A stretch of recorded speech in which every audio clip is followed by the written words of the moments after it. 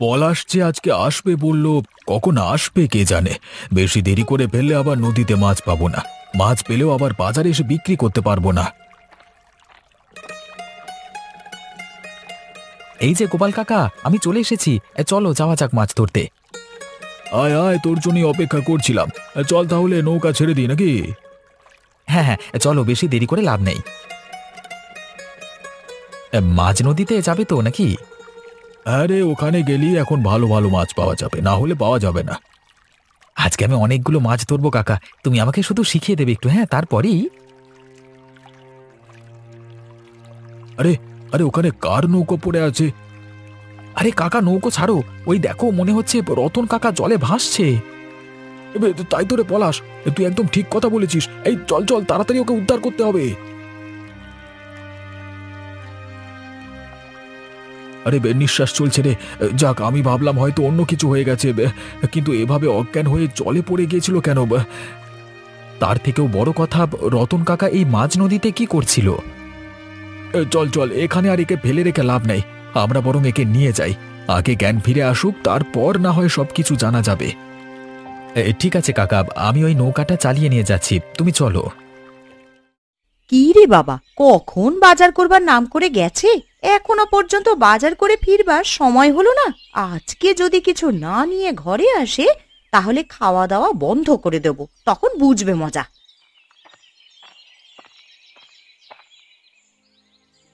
কাকিমা, কাকিমা, তাড়াতাড়ি চলো, এদিকে যে একটা অঘটন ঘটে গেছে। কি হয়েছে রে রাখি, কি অঘটন ঘটে গেছে? কার কি হয়েছে? রতন কাকাকে মাঝ নদী থেকে উদ্ধার করা হয়েছে, তুমি তাড়াতাড়ি চলো, কাকা এখন গোপাল কাকার বাড়িতে আছে। ওমা, সে কি রে, ও নদীতে কি করতে গিয়েছিল? সেটা আমি জানি না কাকিমা, তুমি তাড়াতাড়ি চলো আমার সাথে, গোপাল কাকা তোমাকে ডেকে নিয়ে যেতে বলল। হ্যাঁ রে রাখি, তোর রতন কাকা কিছু হয়ে যায়নি তো? আরে না না, শুধু অজ্ঞান হয়ে গেছে। চলো তুমি, আর দেরি করো না, বাকি ওখানে যেয়ে দেখবে। চল চল চল, তাহলে যাওয়া যাক।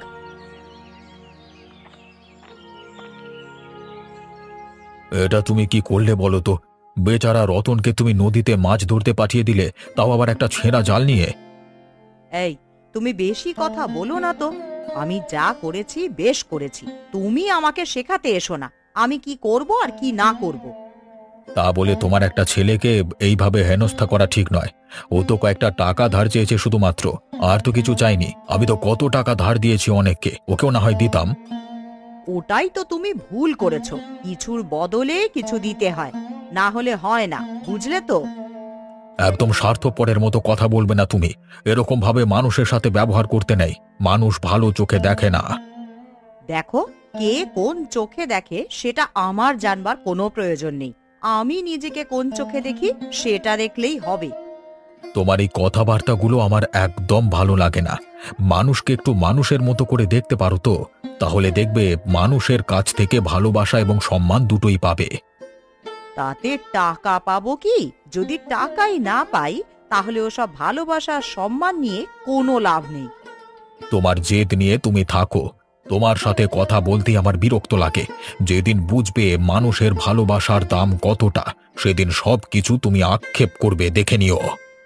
তুমি একদম জ্ঞান দিও না তো। কিন্তু তোমার রতন তো এখনো পর্যন্ত এলো না, কোথায় গেছে সে? হয় আবার পালিয়ে গেল না তো? ওরা পালিয়ে যাবার লোক নয়। তুমি যে কাজ দিয়েছো, তুমি দেখবে ঠিক সময়ে সে কাজ মিটিয়ে ঠিক ফিরে আসবে বলে আমার বিশ্বাস। আর যদি না আসে তাহলে তো আর তার বউয়ের ইচ্ছা পূরণ হবে না, ঘরে তখন ছেঁকা খেয়ে মরবে বেচারা। তুমি তো সেটাই চাও। মানুষের কষ্ট দেখতে তোমার খুব ভালো লাগে, আমি জানি। হায় ওপরওয়ালা, তুমি রতন কাকাকে ঠিক করে দাও। রতন কাকার কোনো দোষ নেই, রতন কাকা খুব ভালো লোক। কি ব্যাপারে পলাশ, কি হয়েছে এখানে? এত চেঁচামেচি কিসের? হ্যাঁ, আর বলো না নগেন কাকা, এখানে একটা বড় অঘটন ঘটে গেছে। রতন কাকা আজকে মাঝ নদীতে কি করতে গেছিল জানি না, হঠাৎ করে দেখি আমরা আমরা গিয়ে মানে নদীর জলে পড়ে আছে রতন কাকা। সে কি রে, মরে টরে যায়নি তো? না না কাকা, কি বলছো তুমি? আমরা থাকতে কিছু হবে তুমি ভাবলে কি করে? কিছুই হয়নি, আমরা তাকে ঠিক সময় নিয়ে চলে এসেছি। তা মাঝ নদীতে কি কারণে বাগামো করতে গিয়েছিল রতন? ওর কাজটাই কি ও নদীতে গিয়ে?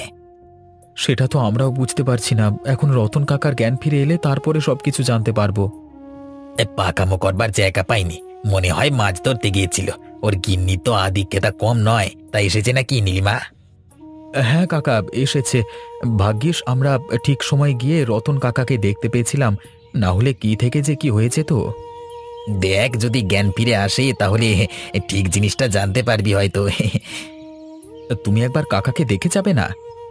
আমি আর দেখে কি করব বল, আমি চললাম, আমার কাজ আছে।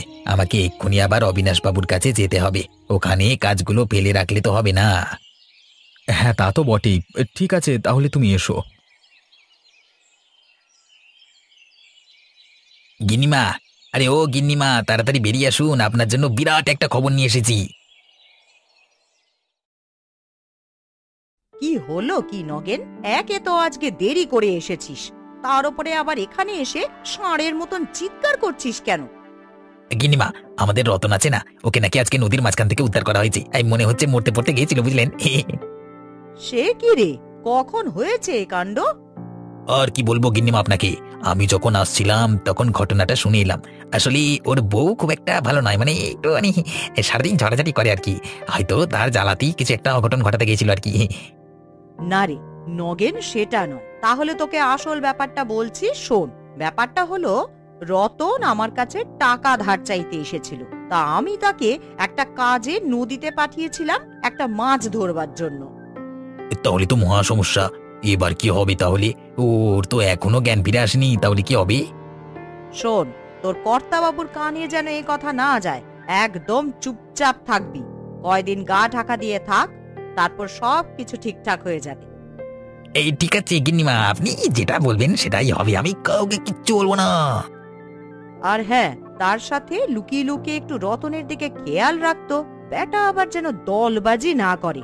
আমার বিরুদ্ধে দলবাজি করলে আমি কিন্তু কাউকে ছেড়ে কথা বলবো না। ও আপনি কোনো চিন্তা করবেন না, আমি থাকতে সেসব কিচ্ছু হবে না, আমি হতে দেব না।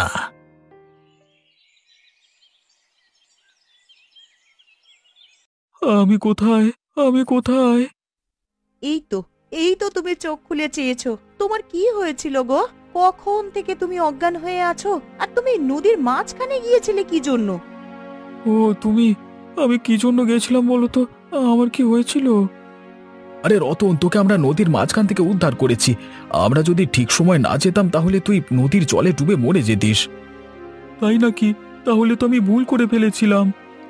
আরে তুই কি ভুল করেছিলি সেটাই তো জানতে চাইছি। একটু ভেবেচিন্তে বল দেখি কি হয়েছিল। আমি নীলিমাকে একটা কাপড় দেব বলে গিন্নিমার কাছে কিছু টাকা ধার চাইতে গেছিলাম, কিন্তু গিন্নিমা আমাকে একটা ছেঁড়া জাল দিয়ে বলল একটা শোল মাছ ধরে আনতে।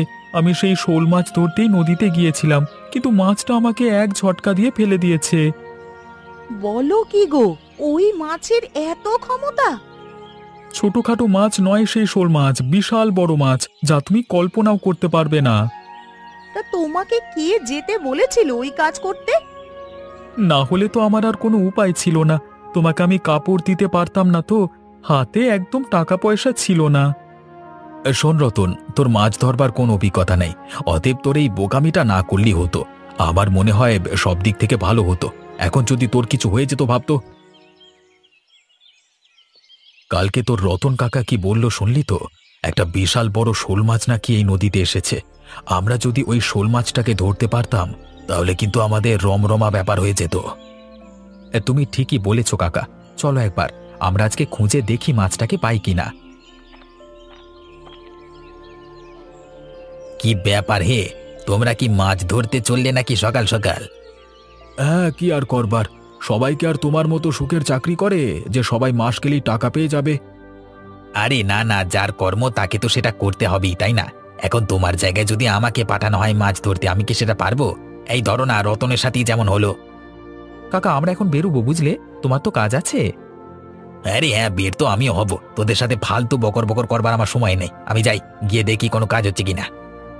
ঠিক আছে চলো গোপাল কাকা, আমরা তাহলে এগিয়ে যাই, আর এখানে সময় নষ্ট করে লাভ নেই। হ্যাঁ পলাশ, চল যাওয়া যাক, আমাদের আবার মাছ ধরে এনে বিক্রি করতে হবে তো। যেখানে যেও একটু সাবধানে যেও, শুনলাম নাকি নদীতে একটা বিশাল বড় শোল মাছের উৎপাত হয়েছে, একটু সাবধান। ঠিক আছে ঠিক আছে, আমাদের সাবধান করে দেওয়ার জন্য ধন্যবাদ। এখন তবে আমরা গেলাম, কেমন? কোথায় নগেন? রতনের বাড়িতে তো কারোর গলা শুনতে পাচ্ছি না। বাড়ি থেকে কেউ নেই নাকি? কোথায় আর যাবে, এখানেই আছে। দাঁড়ান একবার ডাক দিয়ে দেখি। কোথায় রে রতন, কোথায় গেছিস তুই? বেরিয়ে আয়, গিন্নিমা এসেছিন। আরে গিন্নিমা, আপনি এসেছেন? দেখুন না, ওর শরীরটা তো খারাপ, তার জন্য ঘরে একটু বিশ্রাম নিচ্ছে। না সেসব ঠিক আছে, কিন্তু গিন্নিমা যে একটা জাল দিয়ে পাঠিয়েছিলেন, সেই জালটা কোথায় গেল খবর নিতে এসেছি আমরা। আপনি জালের খবর নিতে এসেছেন? আপনার কথা মতন না জানা সত্ত্বেও মাছ ধরতে গিয়ে প্রায় মরতে বসেছিল। তাতে তুমি গিন্নিমাকে দোষারোপ করছো কেন? গিন্নিমা কি করবে তাতে? গিন্নিমার দোষটা কি? আমি তো দোষ দিইনি, আমি শুধু কথার কথা বলেছি। তোমাদের কথা আজকাল একটু বেশি হয়েছে দেখতে পাচ্ছি। তা তোমার স্বামী যে আমার কাছ থেকে কতগুলো টাকা ধার নিয়ে এলো, সেগুলো গেল কোথায়? সে কি, টাকা কখন ধার নিয়ে এসেছে? কই, আমাকে তো সেরকম কিছুই বলেনি। কি আর বলবে, হয়তো বলবার সুযোগই পায়নি তোমাকে, আর নয়তো ইচ্ছে করেই বলেনি। বলুক আর না বলুক, টাকা তো চাই নাকি? কি বলেন গিন্নিমা? সে তো বটেই, টাকা না দিলে আমি কাউকে ছেড়ে কথা বলবো না। দুজনকেই এই গ্রাম ছাড়া করে দেবো, বলে দিলাম। চলুন গিন্নিমা, এখানে শুধু শুধু দাঁড়িয়ে থেকে লাভ নেই, চলুন যাওয়া যাক। ব্যাপার কি জানিস তো রাখি, এইসবের পেছনে আমাদের গিন্নিমা আছে। অবিনাশ বাবু যদি জানতে পারতেন, তাহলে কিছু একটা হতে পারত। আমার মনে হয় অবিনাশ বাবুকে উনি চুপ করিয়ে রেখেছেন। অবিনাশ বাবু ওই ভয়ের জন্যই তো কথা বলতে পারেন না। হ্যাঁ রে হ্যাঁ, গিন্নিমার মুখের কথা তো জানিস না, সব সময় যেন খই ফোটে। আমরা ওর কথা শুনতে শুনতে অভ্যস্ত হয়ে পড়েছি। নেহাত এখন ঘর থেকে বের হয় না, তাই। আচ্ছা কাকিমা, আমরা কি কিছু একটা করতে পারি না? কি করবি বলতো? আমাদের আর কি বা করবার আছে? আমরা যদি অবিনাশ বাবুকে আড়ালে একবার শুনিয়ে দিতাম, তাহলে কিছু একটা হতে পারত। কিন্তু ওকে আড়ালে কিছু বলবি, তার সুযোগই তো আর পাবি না। গিন্নিমা আমাদেরকে বাড়িতে ঢুকতেই দেবেন না, তাহলে আর কি করা যাবে বল? তবুও আমাদের একসাথে গিন্নিমার বিরুদ্ধে রুখে দাঁড়ানো উচিত। না হলে গিন্নিমা কাউকে মানতেই চান না, এটা আমার একদম ভালো লাগে না। তোর আমার ভালো লাগাতে কিছু যায় আসে না রে। তারা বড় লোক মানুষ, তাদের কাছে ক্ষমতা আছে ধরাকে সরাগ জ্ঞান করবার, কিন্তু আমি আর তুই সেটা কোনো দিনই করতে পারবো না। তাহলে আর কি, আমাদের চুপচাপ এখন বসে দেখে যেতে হবে ওদের এই অত্যাচারে কার্যকলাপ। সে সবকিছুর বিরোধিতা আমরা চাইলেও আর কোনোদিনই করতে পারবো না। ঠিক আছে, তুমি বসো, আমি চললাম। কি বুঝছিস নগেন? গ্রামে আমার নামে কিছু রটে যায়নি তো? সবকিছু রতন আবার ফাঁস করে দেয়নি তো? গিন্নিমা, আপনি শুধু শুধু ভয় পাচ্ছেন, ভয়ের কোনো কারণ নেই। এইভাবে ভয়ে ভয়ে থাকলে আপনার শরীর খারাপ হয়ে যাবে গিন্নিমা। এই জন্যই বলেছিলাম, পাপ কাজ করবার আগে দুবার ভেবে চিন্তে কাজ করতে। সে পাপের শাস্তি একদিন পেতে হবে। দেখেছিস নগেন, আমার ঘরের মধ্যেই আমার এই রকম শত্রু থাকলে আমার শরীর আর মন এমনিতেই তো খারাপ হবে। ঠিকই বলেছেন গিন্নিমা, দাদা বাবুর একটু জ্ঞান বুদ্ধি নেই। আপনার সাথে কিভাবে যে ব্যবহার করতে হয় সেটা ঠিক মতো জানে না। এই তো, তুই কেমন আমার সব কথা বুঝিস, কিন্তু আর তো কেউ বোঝে না। কবে বুঝবে বল দেখি এরা? আমি কোনো দিনই বোঝাবো না। তুমি খারাপ কাজ করলে তোমার খারাপ কাজকে সমর্থন আমি কোনোদিনই করব না। একজন সাধারণ মানুষকে এইভাবে হেয় করা। বেশ করেছি, আপনি চুপ করুন তা। একই গিন্নিমা চিন্তায় চিন্তায় এরকম কালো হয়ে যাচ্ছে, তার উপর আপনার এরকম টোন দিয়ে কথা আমার ভালো লাগে না একদম। যেমন ঝাড় তেমনই বাঁশ। তোমার তো খারাপ লাগবেই নগেন। এসেছিলে আমার কাছে কাজ করতে, আর এখন তুমি ওর হয়ে দালালি করছো, দেখেও ভালো লাগে। বাবু দালালি বলবেন না, আমি গিন্নিমার হয়ে কাজ করে দিচ্ছি, আর আমি আগেও করব, ঠিক আছে? কেউ আমাকে আটকাতে পারবে না। হ্যাঁ করো করো, কে আর আটকাবে বলো? এখন তোমাদেরই রাজত্ব চারিদিকে, বেটা পাচাটা মাল।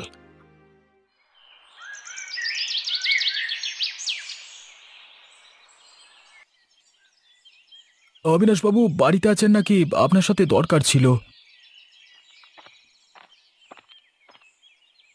এই কি ব্যাপার, কি চাই তোমাদের? এখানে কি দরকার, তোমাদের কি চাই? আমরা অবিনাশ বাবুর সাথে দেখা করতে এসেছি। দেখা করতে এসেছো বলি তো দেখা করা যাবে না? তোমাদের ইচ্ছে করছে, তোমরা চলে এসেছো, তা বলে অবিনাশ বাবু? আরে গোপাল নাকি? আরে এসো এসো ভাই, তা কি খবর বলো, কেমন আছো? তা হঠাৎ কি ব্যাপার? আমার ঘরের উঠানে তোমরা চলে এসেছো? গিন্নিমা, বাবুর সামনেই আপনাকে বলছি, আপনি রতনকে দিয়ে যে কাজটা করিয়েছেন সেটা একদম ভালো করেননি। তা তোমরা কি আমাকে ভয় দেখাতে এসেছো নাকি এই সকালবেলায়? না না গিন্নিমা, আপনি ওরকম ভাবছেন কেন? আপনাকে ভয় দেখিয়ে আমাদের কি লাভ? তাহলে এখানে কি করতে এসেছিস? হ্যাঁ, আরে আমি এটাই বলতে এসেছি যে গিন্নিমার যখন ওই শোল মাছটা খাবার ইচ্ছে হয়েছে, তখন আমরা সেই শোল মাছ গিন্নিমাকে এনে দেব, তবে একটা শর্ত আছে। কি শর্ত আছে? আমাদের নগেন দাদাকে থাকতে হবে পাড়ে দাঁড়িয়ে। আসলে আমরা কি করছি না করছি সেটা নগেন দাদা দাঁড়িয়ে দেখলে খুব ভালো হতো। এ আর এমন কি ব্যাপার? তা শুধু নগেন কেন, আমিও যাব নদীর পাড়ে, দেখব তোমরা কিভাবে ওই শোল মাছটাকে ধরো। তুমি ওদের দলে হয়ে গেলে গোপাল। কি আর করব, হতেই হবে বাবু, উপায় তো নেই।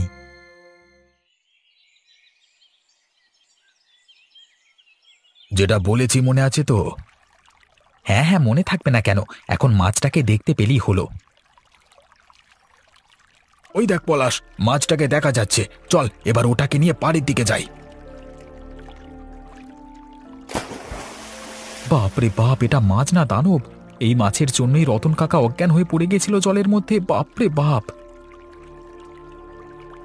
এই দেখুন গিন্নিমা, ওরা আসছে, কিন্তু জালে ওটা কি? ওরে বাপ রে বাপ, এই যে বিশাল দানবাকৃতির একটা মাছ, বিশাল বড় মাছ তো এটা।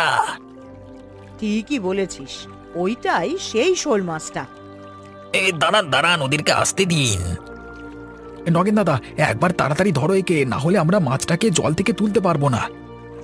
আরে আমি কি করে করবো? মানে তোরা আমাকে বলছিস কেন এসব? আমি তো মানে জানি না আর কি। দাদা না করো না, তাড়াতাড়ি করো না, তাহলে ব্যাপারটা তাড়াতাড়ি মিটে যায়। আচ্ছা আচ্ছা, দাঁড়া দাঁড়া, আমি তাহলে যাচ্ছি।